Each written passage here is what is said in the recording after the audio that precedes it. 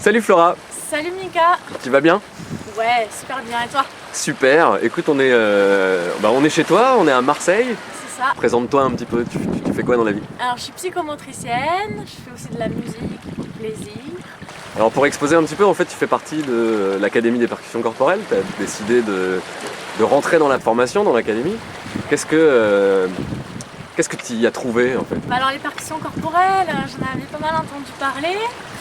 Je trouvais ça chouette de pouvoir jouer avec son corps, pouvoir trouver un rapport de plaisir, de communion, de communiquer avec son corps, de faire vibrer.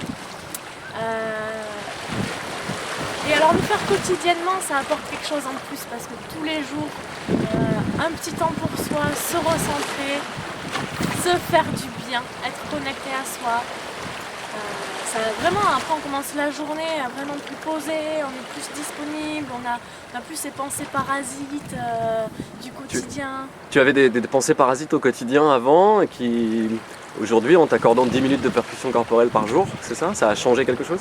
Ah oui, complètement, tout ce qui peut être il faut faire ça, faire le ménage, il faut aller chercher à l'école, il faut répondre à tout ça, et ben en fait juste en le faisant, en se recentrant, tout se réorganise et tout se fait plus naturellement. On met plus son énergie dans les choses importantes et plus à s'éparpiller dans l'organisation. Ok, chouette, ça doit changer des choses dans ta vie du coup. Mais oui, ça a pu faire évoluer des projets professionnels perso. Voilà, ça m'a pu venir rejoindre, avoir envie de m'investir plus dans ce projet-là. Ça me permet vraiment d'avoir plus confiance dans une pratique corporelle. Ça me permet d'être plus en lien avec les gens, de pouvoir utiliser une médiation qui met en relation les gens. D'accord. Est-ce que tu as essayé de l'utiliser avec d'autres? Alors j'ai essayé avec des amis, voilà, pour m'entraîner. Ouais, super.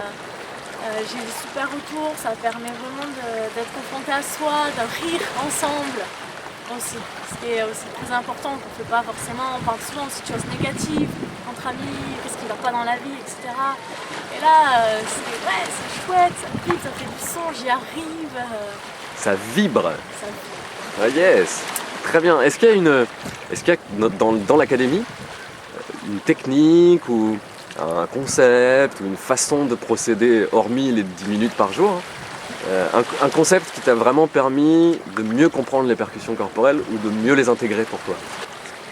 Ça se faisait peut-être pas de manière consciente parce que comme c'était progressif et évolutif, je me suis jamais sentie en échec. D'accord. Et en même temps, il y avait toujours un petit challenge de la fin qui est super motivant et qui dit ouais, je vais y arriver. Et on sent très bien que si on loupe les étapes d'avant, qu'on fait direct le challenge, on revient vite sur la première vidéo. D'accord, tu reviens en arrière du coup pour refaire, etc. Je vais juste expliquer ce petit concept-là. Tu as parlé du challenge de fin. Quand on s'accorde uniquement 10 minutes et qu'on se fixe cet objectif-là, déjà, on est sûr de faire au moins ces 10 minutes-là. Et à la fin de la semaine, au bout d'un temps, on a capitalisé un nombre d'heures incroyable juste avec 10 minutes par jour. Et le challenge de fin, il est important parce que voilà, il y aura toujours une limite à dépasser. Si on a réussi, c'est pas la peine de se fixer des challenges qui sont irréalisables pour nous, même s'ils sont chouettes, qu'on a envie d'aller aussi loin. Si on vise maintenant la lune, il y a peu de chances qu'on l'atteigne. Donc c'est le but du challenge, dépasser juste un tout petit, un pas de plus quoi. Point. C'est fixer le défi tous les jours d'avoir fait un pas supplémentaire, juste un seul pas de plus que ce qu'on avait prévu. Et un jour on est capable de faire 30 pas, 50 pas, 100 pas pour la même énergie. Donc voilà, c'était important pour moi de recadrer sur le challenge. Voilà. Et si tu avais quelque chose à dire à quelqu'un qui hésite à rentrer dans l'Académie des percussions corporelles, qu'est-ce que tu aurais envie de lui dire?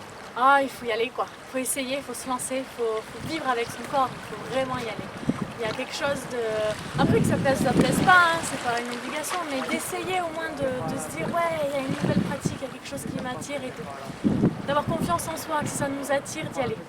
Oser. Oser. C'est ça que tu as envie de dire, oser. Oser. Et puis il n'y a aucun risque, puisque c'est garanti et qu'on peut être remboursé entièrement dans les 30 jours. Si on décide que non, ça ne nous apporte pas, on peut s'en aller, on est remboursé, tout va bien. Et on reste bons amis. Voilà, on reste bons amis, il n'y a pas d'obligation. Écoute, je te remercie vraiment de ton accueil, c'est vraiment chouette, ça fait partie de ce qui change ma vie moi en tant qu'anthropophone. Voilà, je suis plus tout seul dans mon coin avec mon corps, mais c'est plein de corps qui résonnent les uns avec les autres. Et peut-être que j'arriverai à atteindre ce rêve un jour de créer l'ethno-fun, Oh, c'est-à-dire le peuple qui vibre.